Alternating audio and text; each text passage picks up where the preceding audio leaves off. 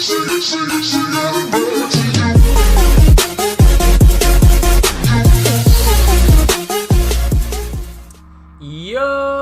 peoples, Kyushu92 here with what I would like to call One Piece Reflections. We are now in the final day of January of 2018, and in this time we have had 3 chapters. Yes, 3.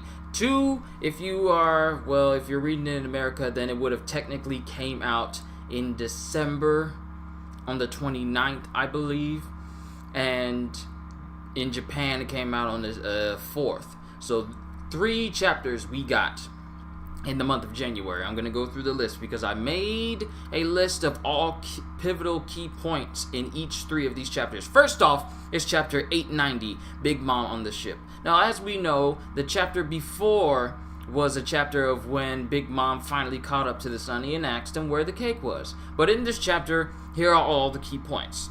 Big Mom damages the ship. As soon as she drops down on the Sunny, she is literally tearing the ship apart, trying to find this so-called cake that her son Perils lied and said was on their ship. And she's literally just using her Herculean strength in order to... Sorry, I got a gobstopper in my mouth. The best Wonka candy.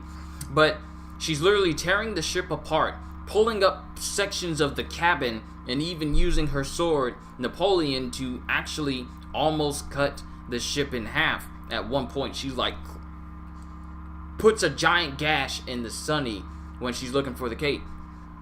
She almost manages to open up the cabin where Carrot is because she's recuperating from using her Sulong form. We already know what happens when you use your Sulong form, so I'm not going to go into those details. But she gets to the point where she resolves to... She's just asking, where's this cake? I know it's here, because if my son was lying to me, then I'll take his life with my very own hands.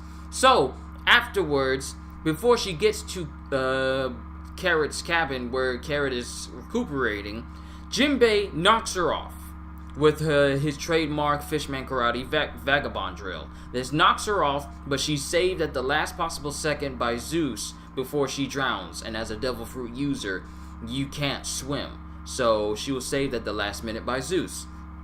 Also, we have Zeus go up and try and zap Nami because Nami tries to entice Zeus again, but Zeus is all like, no, you're a temptress, so you can't tempt me with those weather balls anymore.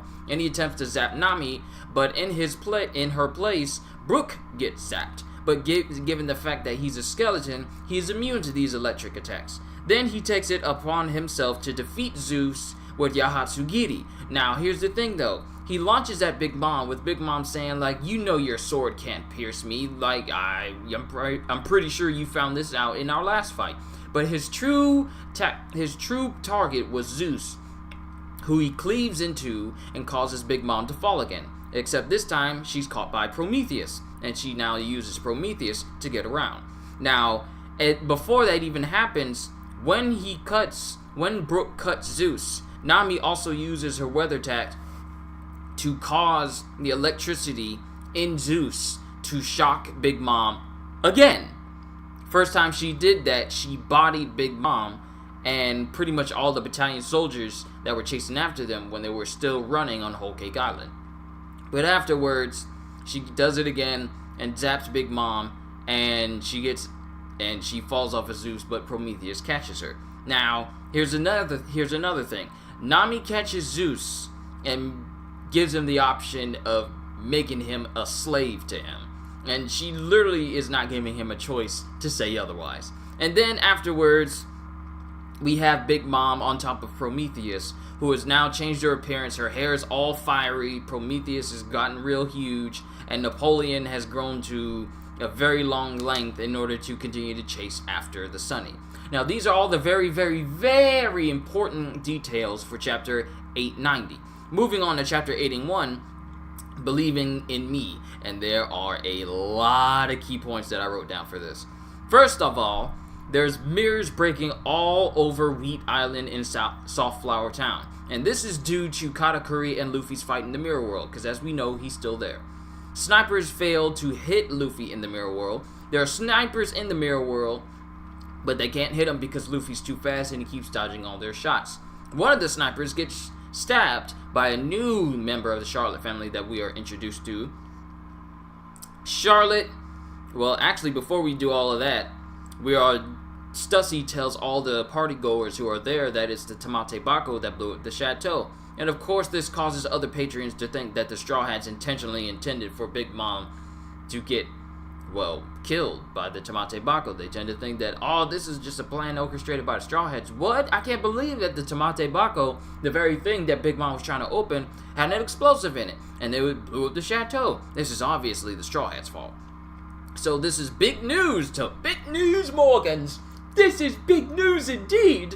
But afterwards, we cut to the mirror world again, and we're introduced to the 36th daughter of the Charlotte family, Charlotte Flampe, which is a play on words for the culinary method of cooking flambe, and leader and special forces captain of the Katakuri fan club. Now, of course, this is the person that stabs the sniper that keeps missing Luffy. And in the manga, it also incorrectly said at one point that she was the 33rd daughter of the Charlotte family, which would have made her older than Pudding, and we already know that Pudding is older than her. Another thing for Charlotte Flampe was at first I thought she had a devil fruit. I thought that she was just floating in the air in the panel that we were first introduced to her to, because she was chewing on some gum, so I automatically thought that she had like a food-based devil fruit that would allow her to float in the air. Apparently I was wrong. It just turns out that big wide dress that she has on allows her to bounce around where she needs to go. So I don't think she has a devil fruit. It's just her little dress suit that lets her bounce around everywhere, and we just caught her appearance mid-jump.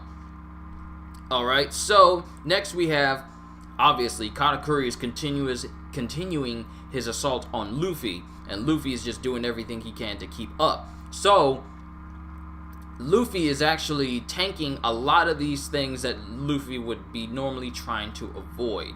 And at the same time, Katakuri is berating him for trying to stand up to him. Like every time Luffy tried to hit him in a certain spot, Katakuri would hit him in the reverse spot and hit Luffy that way. He tries to kick him in one spot, Katakuri kicks him in another way. So Katakuri keeps countering what Luffy is trying to do. But at the same time, Luffy is tanking all these things, and we see a panel where he's reflecting on what Rayleigh taught him, which reads, attacks have willpower behind them, and an aura to them. Don't just flail about wildly, Luffy. And it's at this moment that Katakuri notices that, though infrequently, Luffy is learning to see into the future like he is. So at this point, Luffy is letting himself get hit because he's really focusing on trying to improve his observation haki. So next we also see that Katakuri knows about the meeting point on Kako Island at 1 a.m. and that all of his brothers and battleships are ready and waiting there for them, just in case the crew manages to escape Big Mom, and also just in case Luffy manages to get out of the mirror world. But Luffy tells him that he'll make it out of the mirrors. And at the same time, we have Sanji, Pudding, and Siobhan, who have finally finished the cake to appease Big Mom. And they finally finished it. Everyone's tired. Pudding's tired. Sanji's happy. Capone is happy. Everyone is happy, and especially Capone because he's tasted the cake. And after all of that is said and done, we cut back to when they're talking to each respective person. And they say that, and both Luffy and Sanji state that they'll finish whatever they're doing, and because their friends are believing in them. Luffy says, I'm definitely gonna clobber you, Katakuri, because my friends are believing in me. Sanji says, I'll definitely make the best cake that Big Mom has ever tasted because my friends are believing in me. And I love how the panel cuts to the both of them when they're speaking. It gives you a sense of they're on the same page, even though they're in two completely different places. Next, we have Big Mom is still preparing to destroy the Sunny. At this point in the panel, you see that Prometheus has grown and enormous, to the point where he looks like if he just sits on the Sunny, he'll incinerate it completely. And Chopper is all bloodied and beaten, but he resolves himself to saying that, come on, Big Mom, I'll take you and myself down to the depths with me and we'll drown together. Of course, Nami protests to this, but before anything happens to the Sunny, Nami notices something on the horizon. We already know who it is. At first, I didn't know who it is, and I was sort of skeptical on who could it be, because the obvious choice would have been, well, you'll find out in the next section. The obvious choice would be you-know-who, and Big Mom starts to smell the cake, and that's the end of that chapter. I thought that was a very good chapter, because it just shows you, like, despite all the events that are going on, everything is sort of coming to a head. And in the final chapter, we have, it's called a Acknowledged. Although I was reading from the OnePieceReader.net, I forget the site. It wasn't on MangaStream, but the title I'm reading off is from MangaStream. Chapter 892, Acknowledged. Sanji reunites with their crew, so this confirms that the person on the horizon is in fact Sanji. And of course, this is also the same time where the first time in a long time, we see Sanji swooning over another woman. Over this whole period of time that Sanji has been separated from the crew and that Pudding has been working alongside him, he hasn't swooned even once around Pudding when he was focusing on doing the cake. It was Pudding who was taking on that role like Sanji normally does with women. But as soon as he sees Nami, he immediately goes back to the way he was before.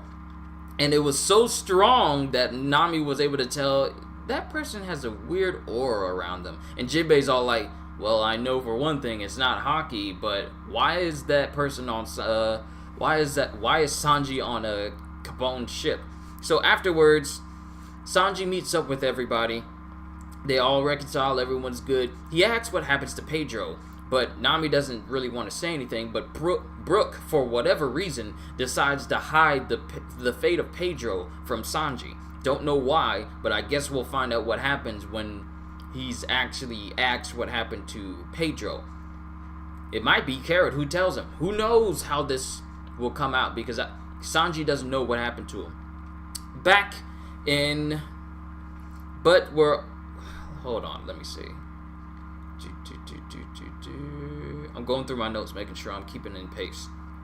Oh yes, we see that the cake is finished, but Capone takes the cake and goes off to Liquor Island, while Sanji stays with the rest of the crew. This separates the rest of the crew, the rest of the Charlotte family that is chasing them. Sorry, something is in my eye. I don't know what it is, but it's been bothering me all day. It may look a little red in the camera, but the Big Mom pirates separate, with Big Mom, Bavara, and Perils chasing after the cake, while Smoothie and newly introduced daughters is Citron, the 15th daughter, and Cinnamon, the 16th daughter, with Smoothie being the 14th. These trio of women, the Thigh Trio, as I call them, are all chasing after the Straw Hat crew.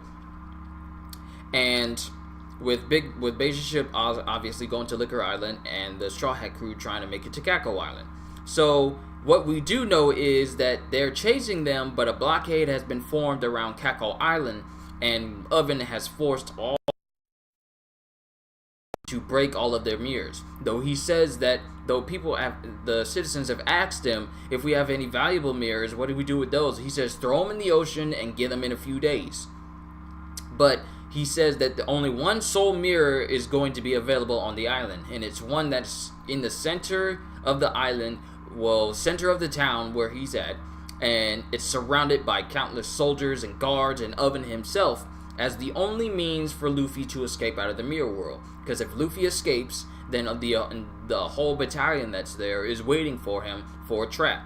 And he also remarks that if there's any citizens that have mirrors left over, then them and their entire family will be executed. So do as we say. So afterwards, we cut to the inside of the mirror world once again. Katakuri still laying into Luffy, and at this point, he's actually getting worried that Luffy's level of observation Haki will reach his level, and he resolves to beating him with one final blow, which is his Mochi Thrust. Now, here's something that I've been thinking about, and one of my own commenters on my video had said this, and this actually got me thinking. It shows in the panel that Katakuri uses his Mochi Thrust to literally gore Luffy in his left side. And it looks like blood is flying everywhere, and Luffy's in extreme pain with Flampe just smiling in the background, and that's the end of that chapter. My thing on that is, could that not actually be what's happening? No, not my thing, but his thing. Brago di Sabo is the commenter's name. He actually commented a couple possibilities of what that could mean. One of the possibilities that actually seems to make sense is, what if Luffy getting punctured and gored by Katakuri's Mochi Thrust isn't actually happening, but it's something that could happen in the future, and Luffy's just seeing it? That's his observation haki reaching the level where he can see into the future, and he's seeing himself getting gored by Katakuri if he doesn't dodge, and all the pain that's happening. Because I had thought that Luffy's hurt, like he's really hurt. But when Brago di Sabo told me his theory of what it could be, I'm actually thinking that yes, that actually makes sense, and it does make sense. It would make sense for this to be a shocking conclusion to this chapter, but then in the next chapter we see that Luffy himself has awakened his future seeing observation haki, and what we're actually seeing is just future events before they happen, and then Luffy will counteract that and dodge out of the way. So that is my thought on the end of that chapter. And that overall are all the 3 chapters that have been released for January in the year of 2018. What did you guys think of the 3 chapters that were released for this month? And what do you think we'll get in the month of February? February starts tomorrow, and there's only one way to go with this story, and that is up. I have no idea how this entire arc is going to climax. I don't know how it's going to end. I don't know if more people are going to die, if more people are going to be introduced. I don't know if the Straw Hats will all make it out completely unscathed, but something big is going to happen at the end of this arc. I don't know what it is, but I'm looking forward to it. Hope you all enjoyed my little reflection for January, for One Piece in the month of January. I cannot talk. This gobstopper is distracting me. But I hope you all enjoyed One Piece reflections in the month of January. Cannot wait for February, and you guys have a fantastic day, and I will see you all in the next video. So once again, as always, later peoples.